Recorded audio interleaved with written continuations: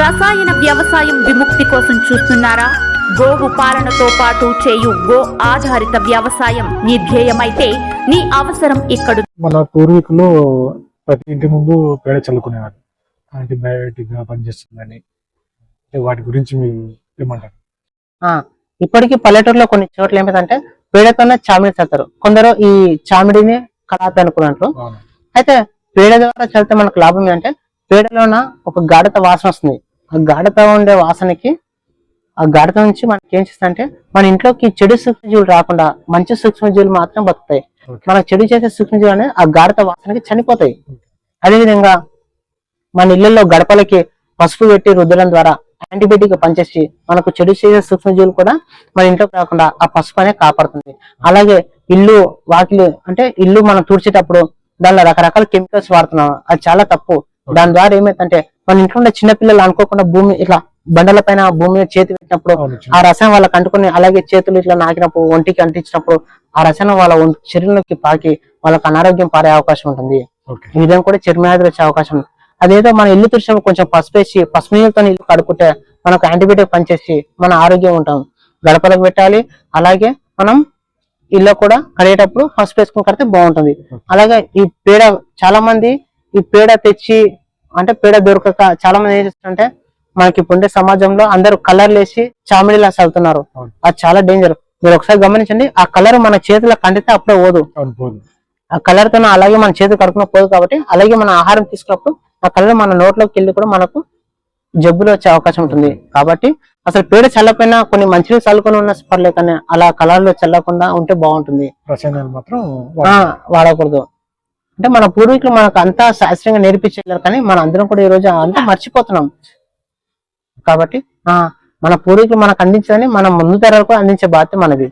కాబట్టి పసుపు వల్ల ఎప్పుడు కూడా చెడు కాదు, అది యాంటీబయాటిక్. కాబట్టి పసుపుని చల్లుకోవడం, అలాగే పసుపుతోన గడప కడగడం, అలాగే పేడతోన సామిర్చడం ఇలాంటి పాటిస్తే మనకు చాలా వారికి జబ్బుల పాలు పడకుండా మనం ఆరోగ్యంగా ఉంటాం.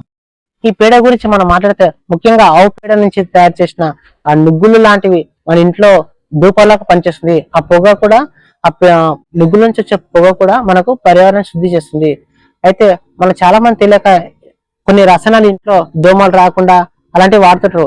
దోమలు రాకుండా ఇప్పుడు మనం ఆల్ అవుట్లు కానీ ఇంకా కొన్ని లిక్విడ్స్ అలాంటివి వాడుతుంటాం, దోమల నిరోధక కొరకు ఇలాంటివి వాడుతుంటాం. కానీ అలాంటివి వాడకుండా దగ్గరలో ఉండే గోశాల కానీ లేకపోతే ఇంకే ఎక్కడైనా మన స్వదేశీ ఆవుల యొక్క పేడ నుంచి తయారు చేసిన నుగ్గులు అలాంటివి ధూపంలాగా పెడితే ఆ పొగ నుంచి పర్యావరణం శుద్ధి అవుతుంది, మనకు కూడా కొంచెం ప్రశాంతంగా అనిపిస్తుంది. అలాగే ఇంకోటి పల్లెటూరులు ఉన్నారు, ముఖ్యంగా గానుగ చెట్ల నుంచి వచ్చే ఆకు లేకపోతే వేప చెట్ల నుంచి వచ్చే ఆ వేప ఆకు గాని మామూలు చిన్న పొగలాగా పెట్టి ఇంట్లో పెడితే వారానికి ఒకసారి ఆ విధంగా దోమల నివారణ కూడా తక్కువ అవుతుంది. దాని ద్వారా మన ఆరోగ్యం కూడా బాగుంటుంది. కానీ లిక్విడ్స్ అలాంటి వాడితే మన ఆరోగ్యం చాలా దెబ్బతింటుంది. మీ కార్యక్రమంలో ఒకటి నేను చూశాను, అంటే ఒక బొమ్మ డయాగ్రామ్ వేశారు. అంటే ఒక పిల్లవాడు ఆక్సిజన్ సిలిండర్ వేసుకొని చూశాను. అంటే రానున్న రోజుల్లో ప్రతి మనిషి అలాగా వేసుకోవడం జరుగుతుందంటారా? ఈ మధ్య కాలంలో మన కరోనా వచ్చినప్పుడు అందరికి ఆక్సిజన్ సిలిండర్ గురించి ఒక అవగాహన వచ్చింది. అయితే దీని గురించి చెప్పాలంటే మనం ఒక 20,000 వెనక్కిపోతే అందరికి కూడా వాటర్ బాటిల్ వాటర్ అమ్మడం అనేది తెలియదు. కొందరు డబ్బున్న వ్యక్తులు మాత్రం ఆ విధంగా వాటర్ లభిస్తుందని తెలుస్తుంది, కానీ చాలా మంది తెలియదు. అప్పుడు ఏ విధంగా మనకైతే తెలియకుండా ఉందో ఇప్పుడుండే చిన్నారులు కూడా ఈ ఆక్సిజన్ సిలిండర్ అంటే చాలా మంది తెలియదు. కానీ నేను చిన్నారులకి ఏం చెప్తాంటే ఆ డయాగ్రామ్ ఆ బొమ్మ చూపించి నేను మీలా చిన్న ఉన్నప్పుడు నాకు వాటర్ బాటిల్ వాటర్ అమ్మదా అని తెలియదు, కానీ ఇప్పుడు మీ అందరు తెలుసుకుంటే తెలుసు అంటారు. అయితే మీరు కూడా ఇప్పుడు కన్నా మీరు ప్రతి పుట్టినరోజుకి ఒక మొక్క నాటి ఈ పర్యావరణం కాపాడకపోతే భవిష్యత్తులో మీ ఇంట్లో ప్రతి ఇంట్లో కూడా ఈరోజు వాటర్ బాటిల్ ప్రతి ఇంట్లో ఎలా ఉంటుందో ప్రతి ఇంట్లో కూడా అందరూ కూడా భుజాల పైన ఆక్సిజన్ సిలిండర్ పెట్టుకుని మాస్క్ ద్వారా ఆక్సిజన్ పీల్చుకునే అవకాశం ఉంటుంది. కాబట్టి మీరు ఈ విధంగా ఇవ్వాల్సిన చెట్లు వేస్తేనే ఆక్సిజన్ సిలిండర్ దూరం అవుతుంది. మీకు ఆక్సిజన్ సిలిండర్ కావాలా, స్వచ్ఛమైన గాలి కావాలా, ఆక్సిజన్ సిలిండర్ నుంచి వచ్చే గాలి కావాలంటే పిల్లలందరూ కూడా అప్పుడు ఏమంటారు, సార్ మాకు స్వచ్ఛమైన గాలి కావాలి, అందుకోసం మేము చెట్లు నాటుతామని చెప్తారు. ఈ విధంగా వాళ్ళకు ప్లాస్టిక్ నివారణ కానీ అలాగే మనకు ఆక్సిజన్ సిలిండర్ గురించి కానీ ప్రతి ఒక్క విషయం కూడా స్టూడెంట్స్ కి చెప్పడం జరుగుతుంది.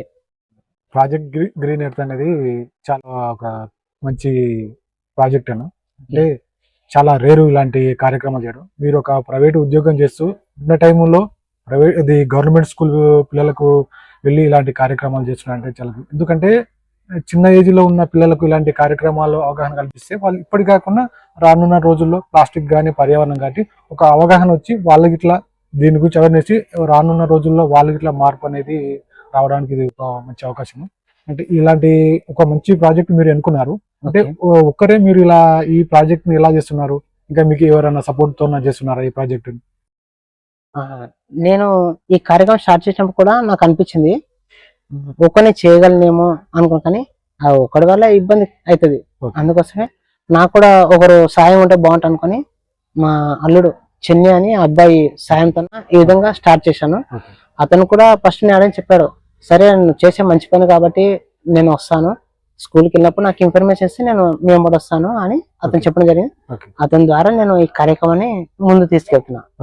అలాగే ఇంకా నా జీవిత లక్ష్యం ఏంటంటే 1,00,000 మంది విద్యార్థులకు ఇట్లా అవేర్నెస్ కల్పించి, అలాగే మన మహబూబ్నగర్ జిల్లాలో ఉన్న 870 స్కూలు దాదాపు అన్ని కూడా తిరిగి ఇట్లా అందరికీ అవేర్నెస్ కల్పించి పర్యావరణాన్ని ఎంతో కొంత కాపాడుకోవచ్చని నా యొక్క ఆలోచన.